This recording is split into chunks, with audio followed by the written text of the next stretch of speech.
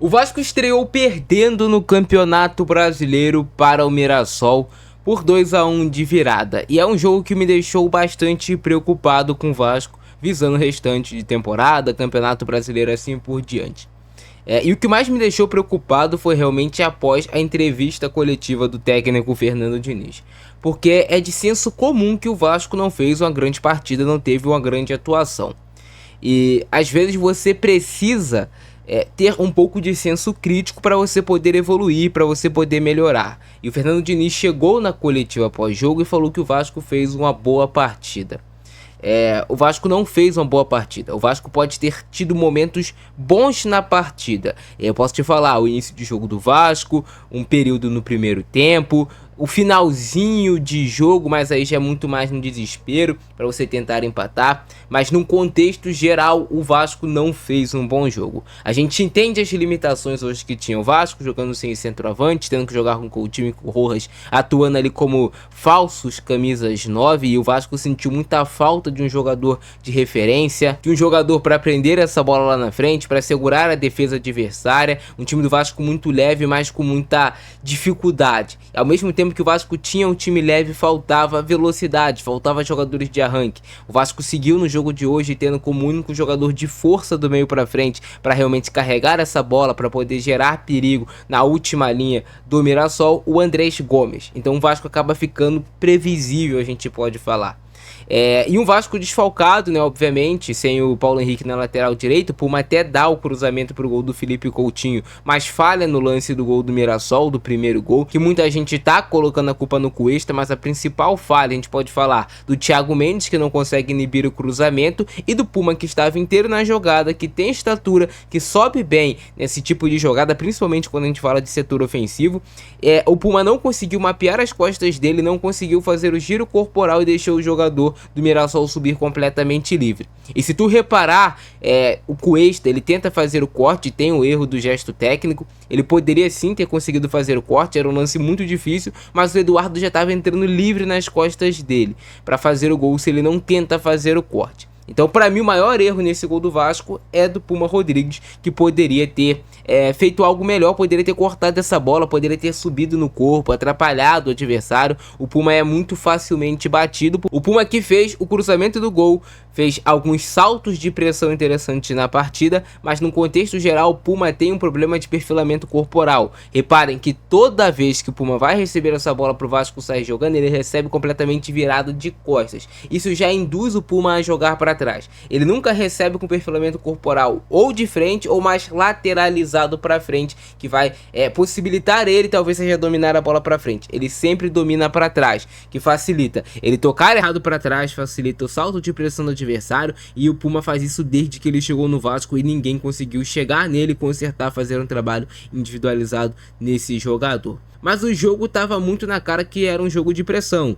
Só que o Mirassol encaixava melhor a sua pressão no Vasco, mas também tem um detalhe. O Vasco descia muitos jogadores para ter uma superioridade numérica na saída de bola. E o Mirassol acompanhava, subia praticamente homem a homem para marcar os jogadores do Vasco. E isso fazia com que o jogo ficasse muito concentrado próximo do gol do Vasco. Era um jogo, era uma batalha que o Vasco tentava sair tocando de trás, tentava vencer essa pressão do Mirassol, mas se você não conseguir vencer essa pressão do Mirassol, o problema é que você está já praticamente dentro da tua área. O adversário vai precisar de no máximo 1, 2 toques para finalizar a gol. E é assim que sai o gol, inclusive da virada do Mirassol. Então era um jogo que talvez o Vasco poderia ter entendido. Cara, o Mirassol tá pressionando alto o tempo todo. E quantas vezes essa saída de bola do Vasco foi eficaz ao ponto de gerar uma finalização perigosa contra o gol do Mirassol? Eu falo pra vocês, eu acho que nenhuma vez. Teve uma bola lá no início do jogo do Andrés Gomes, mas que foi mais de uma bola espirrada do que propriamente de uma saída de bola bem executada do Vasco. Então, se você não obtém sucesso dessa maneira, você tem que jogar da maneira na qual você obtém sucesso. E dessa forma não foi. O Vasco obtém muito sucesso quando ele marca a pressão de forma encaixada e consegue recuperar a bola para fazer o gol. Mas saindo tocando de trás, o Vasco tem sérios problemas e cede muitos gols para os adversários. Primeiro porque os jogadores do Vasco jogam pressionados o tempo todo. Quando eu falo pressão, é pressão mental. E também o Mirassol executa muito bem essa pressão alta. Então o Vasco não estava obtendo sucesso, insistiu em algo até dar muito errado e o Vasco sofrer o gol. E aí o erro vai cair nas costas do Lucas Piton, que comete realmente o erro do gesto técnico do passe, mas é muita exposição, às vezes desnecessária naquele momento da partida. O Vasco não precisava se expor tanto, até porque eu volto a repetir para vocês. O Diniz até fala na coletiva que o Vasco estava obtendo sucesso saindo dessa pressão do Mirassol. Mas sai dessa primeira pressão do Mirassol, depois era completamente lento, tinha poucos jogadores para fazer a transição ofensiva, era um time lento do Vasco toda a vida e o Mirassol conseguia recompor com muita facilidade. E o Vasco não gerava perigo ao gol do Mirassol depois de sair trocando passes lá de trás. Pelo contrário, o Vasco subia o seu bloco de marcação para também fazer a pressão alta em cima do Mirassol, e o Mirassol obtinha mais êxito, porque o Mirassol jogava uma bola cavada nas costas dos volantes do Vasco, nas costas dessa pressão do Vasco, no espaço deixado entre os volantes e entre a zaga, sempre tinha jogador do Mirassol recebendo essa bola de costas, conseguindo fazer o pivô, prender essa bola ou tocar de primeira para algum jogador que estava vindo de frente. E aí o Mirassol saía da pressão do Vasco muitas vezes dessa maneira, uma bola mais longa, mais cavada, porém que obtinha sucesso, e o Vasco não conseguia executar essa marcação completamente encaixada lá em cima. Então esse foi um detalhe que fez grande diferença durante a partida. Esse encaixe de marcação-pressão de lado a lado. E eu acho completamente inadmissível, assim, é um jogador que passou pelo Vasco, que representou nossa camisa e tudo mais. O Vasco sabe que do outro lado, para quem assiste futebol, tem um volante que tem muita dificuldade técnica, que é o Yuri Lara, que fez um bom jogo hoje pelo lado do Mirassol. Mas quantas vezes o Vasco realmente apertou o Yuri Lara de forma efetiva, em vezes que ele recebia essa bola livre, ou até mesmo às vezes pressionado, para recuperar essa bola? Quantas vezes o Vasco conseguiu fazer isso? Poucas vezes. A gente vê um contraste de um time do Mirassol muito organizado, mas que é completamente inferior tecnicamente ao time do Vasco. E o time do Mirassol conseguiu fazer uma partida mais consistente que a do Vasco, por mais que o jogo tenha sido equilibrado. E aí no final já do jogo, depois que o Vasco leva a virada, né, o Vasco acaba tendo pouquíssimos lances de perigo que ameaçam o gol do Mirassol. A gente tem o Matheus França que entra muito mal mais uma vez, e é um jogador que eu particularmente estou tendo muita paciência, mas que já tá passando do ponto, porque ele tá executando erros de gesto técnico que, cara, não dá pra você perder, por exemplo, aquele gol que ele perde de cabeça, ou sequer finalizar no gol. E quando eu falo que é preocupante a situação do Diniz no Vasco, é porque eu sinto que o time do Vasco estagnou. O time do Vasco estagnou. Com esses jogadores que tem no momento, estagnou. A gente torce muito para que o Brenner mude, e eu acho que o Brenner vai melhorar muito esse time, porque é um centroavante de força, de movimentação, que faz gols. Eu acho que o Inestrosa vai melhorar demais esse time do Vasco. E o menino João Vitor já tá pedindo passagem na lateral esquerda. Ele entrou e foi muito melhor do que o Piton, com muito mais personalidade, muito mais assertivo, por mais que não seja lateral esquerdo. E eu acho que se o Vasco conseguir realmente trazer o Cuiabano, vai também aumentar o nível de qualidade técnica do seu time nessa posição de lateral esquerda, que está muito carente. O Piton é lento para marcar, o Piton é lento para subir, e não está conseguindo funcionar essa associação dele com o Andrés Gomes. As coisas não estão fluindo, e é o momento realmente do Vasco trazer outro lateral esquerdo. Agora, sobre a partida do Cuesta, tá sendo muito cobrado porque fez o gol contra. Tirando o gol contra, o Cuesta fez uma partida boa. Ele não cometeu falhas, não cometeu erros. O gol contra é muito mais pela exposição do Puma Rodrigues deixar a cabeçada acontecer, e ele tá em uma posição muito difícil de fazer o corte. Eu falo aqui pra vocês o tempo todo, essa bola entre o goleiro e entre a zaga na pequena área é muito difícil, porque você pode fazer o gol contra. Mas o Mirassol foi melhor e mereceu vencer o jogo. Não é que fez uma partida absurda, mas foi melhor, e o Vasco se colocou nesse papel de derrotado. O Vasco insiste muito, e ao que deu a entender, o Diniz vai insistir. E outro ponto que é preocupante: dos últimos 9 jogos de Campeonato Brasileiro, contando com a temporada passada, obviamente, o Vasco tem 8 derrotas e 1 vitória. É preocupante a situação do Vasco, do técnico Fernando Diniz. É um técnico que eu gosto, é um técnico que tem boas ideias, mas que o Vasco, como eu falei, estagnou. O Vasco teve aquela sequência de 4 vitórias consecutivas, jogando bem, e depois o Vasco estagna. Se recupera um pouco na Copa do Brasil, vence o Fluminense, faz 2 bons jogos inclusive contra o Fluminense, faz um bom primeiro jogo contra o Corinthians, faz um jogo meia boca da final, o jogo de volta, e perde o título para o Corinthians, mas aquela reta final de Copa do Brasil deu um alento de que talvez poderia ser melhor o ano. O Vasco perde o Ryan, sente falta do Ryan, não tem centroavante no momento, É um time em reconstrução, a gente pode falar assim sobre reconstrução no Vasco, quando você perde uma peça como o Ryan, mas o Vasco atrai o adversário para o seu gol mais uma vez e perde um jogo dessa maneira. Todo ponto é importante no Campeonato Brasileiro, o Vasco não poderia perder pontos tão fáceis contra um adversário que é um time forte sim de se enfrentar lá, jogando no Maião, mas eu acho que o Mirassol vai perder muitos mais pontos em casa do que perdeu na temporada passada. E o Vasco desperdiça a oportunidade de vencer um jogo que poderia ter vencido, sair inclusive na frente com o gol do Felipe Coutinho no cruzamento do Puma, mas perde essa oportunidade. O Vasco ele não pode continuar perdendo jogos da forma que perde. É cansativo pro torcedor do Vasco, cara. O Vasco começa a ter nessa oportunidade com o Andrés Gomes que finaliza. A melhor opção ali era o passe do Felipe Coutinho, mas ele buscou a finalização.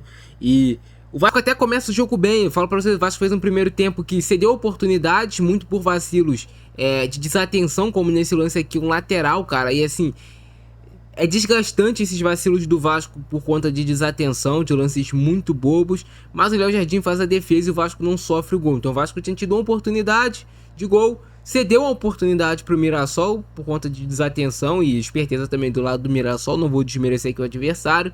O Vasco tem problemas na bola parada, principalmente defensiva, ofensivamente o Vasco já não faz muitos gols de cabeça de bola parada, mas defensivamente é muito mal, né, o Vasco. E o Mirassol, claro, o dono da casa vai buscar se impor.